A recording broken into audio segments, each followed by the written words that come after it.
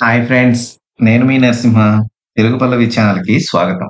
Friends, ఈరోజు మనం చెప్పుకోబోయే కథ 'పేరమ్మ పేచీలు'. ఈ కథను రాసిన వారు ఎం. గోపీకృష్ణ గారు. కుసుమపురంలో ఉండే ముకుందం ఓ దివాణంలో పనిచేస్తుండేవాడు. తాతల కాలం నాటి పెంకుటింట్లో తన తల్లితో ఉండేవాడు. కొన్ని నెలల ప్రయత్నం తర్వాత ముకుందానికి మామిడివరంలో ఉండే శ్యామలతో పెళ్లి కుదిరింది.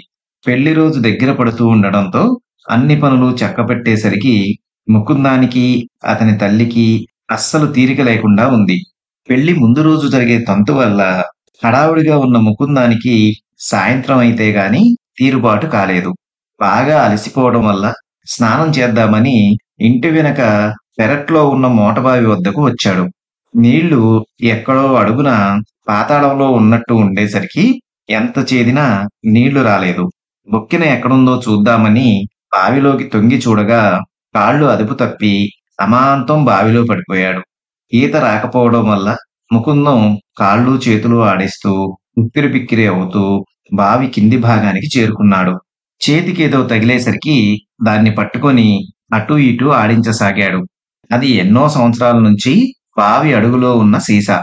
అది కాస్త బావి గోడలకి తగిలి పగలగా అందులో నుంచి ముస్సుమని శబ్దం చేస్తూ ఓ దెయ్యం బయటకు వచ్చింది. నీట మునుగుతున్న ముకుందాన్ని ఆ దెయ్యం బయటకు చేర్చింది. కొంతసేపటికి స్పృహలోకి వచ్చిన ముకుందం ఎదురుగా ఉన్న దెయ్యాన్ని చూసి, అయ్యో, నాకు పెళ్లి కాకుండానే నీట మునిగి చనిపోయానే అని ఏడవసాగాడు. అప్పుడు ఆ దెయ్యం, నీవేం చనిపోలేదు, నేనే నిన్ను బయటపడేశాను. చాలా సంవత్సరాలు బావిలో ఉండి విసుగొచ్చింది. బయటపడిన మనిద్దరికీ సంతోషంగా ఉంది కదా అంది. తనను కాపాడిన దెయ్యానికి ఎలా కృతజ్ఞత తెలపాలో అర్థం కాక, సరే, దానిదేముంది, నా దారిని నేను వెళ్తాను, నీ దారిని నువ్వెళ్ళు, రేపు నా పెళ్లి, అవతల నాకు చాలా పనులున్నాయి అని బయలుదేరబోయాడు ముకుందం. అందుకు దెయ్యం అడ్డు చెప్పి, ఏమిటా తొందర, కాపాడినందుకు కృతజ్ఞత కూడా లేదు, పైగా నీ పెళ్ళంటున్నావు, పెళ్ళిళ్ళు చూసి ఎన్ని సంవత్సరాలయ్యిందో, నీ పెళ్లి చూడాలని కుతూహలంగా ఉంది, నేను నీతో వస్తా అంది. భలేదానివి, నిన్నీ వేషంలో చూస్తే ఊరు ఊరంతా పారిపోతుంది అన్నాడు ముకుందం. వెంటనే దెయ్యం ఓ పడుచు పిల్లలా మారిపోయి, నేనిలాగ ఉంటే సమస్యేమీ కాదు కదా, ఎవరన్నా అడిగితే వరసకు నీ చెల్లెల్నని చెప్పుకో అని ముకుందాన్ని బలవంతంగా ఒప్పించింది.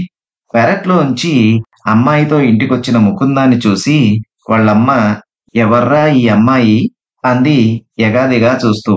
ముకుందం కంగారుగా, నా స్నేహితుడి చెల్లెలమ్మ, పని మీద వేరే ప్రాంతానికి వెళ్తూ మన ఇంట్లో దిగబెట్టి వెళ్ళాడు. పేరు పేరమ్మ. పెళ్లి పనుల్లో నీకు సాయంగా ఉంటుంది అన్నాడు. ఇంట్లో దూరిన పేరమ్మ ఇల్లంతా సర్దసాగింది. చెప్పిన పనులు క్షణాల్లో చేసి పెట్టసాగింది. మర్నాడు పెళ్లివారింటికి బయలుదేరడానికి ఎడ్లబండి సిద్ధం చేసి సామాన్లన్నీ అందులో సర్దారు. ముకుందం, అతని తల్లి బండిలో కూర్చొని పేరమ్మని కూడా రమ్మని పిలిచారు. పేరమ్మ బండి దగ్గరకు రాగానే అప్పటి వరకు కదలక మెదలక నిల్చున్న ఎద్దులు రంకెలు వేస్తూ పరిగెత్తసాగాయి. ఆ పశువులకు పేరమ్మ మనిషి కాదన్న సంగతి అర్థమైంది. అయ్యో, పేరమ్మ ఎలా వస్తుందిరా ముకుందం అని ముకుందం తల్లి కంగారు పడుతుండగా, మీరేమీ బాధపడకండి, మీ వెనకాలే నేను వస్తాను అంటూ అరవసాగింది పేరమ్మ. ముకుందం, అతని తల్లి మామిడివరం చేరి ఇంటి ముందు బండి దిగుతుండగా పేరమ్మ ఎదురొచ్చి వీరిని పలకరించింది. ఎడ్ల కంటే వేగంగా ఎలా రాగలిగింది అనుకుంటుండగా, దాందేముంది, కావాలంటే 100 మైళ్ళు కొన్ని క్షణాల్లో వెళ్లి రాగలను అంది పేరమ్మ. ఒక పక్క పేరమ్మ విషయం తెలిస్తే తన పెళ్లి ఎక్కడ ఆగిపోతుందో అని ముకుందం భయపడసాగాడు. అల్లుడు గారికి కాళ్ళు గడిగి లోపలికి తీసుకెళ్ళండి, భోజనాలకు సిద్ధం చేయండి అంటూ కాబోయే మామగారు హడావుడి చేయసాగాడు. పెళ్లి భోజనం అనేసరికి పేరమ్మకు ఉత్సాహం వచ్చింది. వాసన పసిగట్టి వెతుక్కుంటూ వంటగది చేరింది. రాసులు రాసులుగా ఉన్న అన్నం, గారెలు, బొబ్బట్లు, ఇంకా రకరకాల వంటకాలు చూసేసరికి పేరమ్మ తట్టుకోలేకపోయింది. ఎవరూ లేని సమయం చూసి గదికి గడియ పెట్టి ఒక్కొక్క వంటకం తినసాగింది. గుండిగల కొద్దీ వండిందంతా పేరమ్మ ఒక్కతే తినడం కాబోయే పెళ్లి కూతురు శ్యామల కిటికీ సందులో నుంచి చూసింది. తన ఆడపడుచు సామాన్యమైనది కాదని అర్థమైంది. చివరకు తినడానికి ఏమీ మిగలక మెల్లిగా జారుకుంది పేరమ్మ. బయట భోజనాలు వడ్డిద్దామని వంటగదికొచ్చిన వాళ్ళకి వండినవన్నీ కనిపించక ఖాళీ గిన్నెలు చూసి అవాక్కైపోయారు. మళ్ళీ అన్ని పదార్థాలు వండడానికి బయలుదేరారు. ముహూర్తం దగ్గర పడుతూ ఉండడంతో పేరమ్మ పెళ్లింట్లో దొంగతనాలు, వస్తువులు మాయం చేయడం, పిల్లల్ని భయపెట్టడం లాంటివి చేయసాగింది.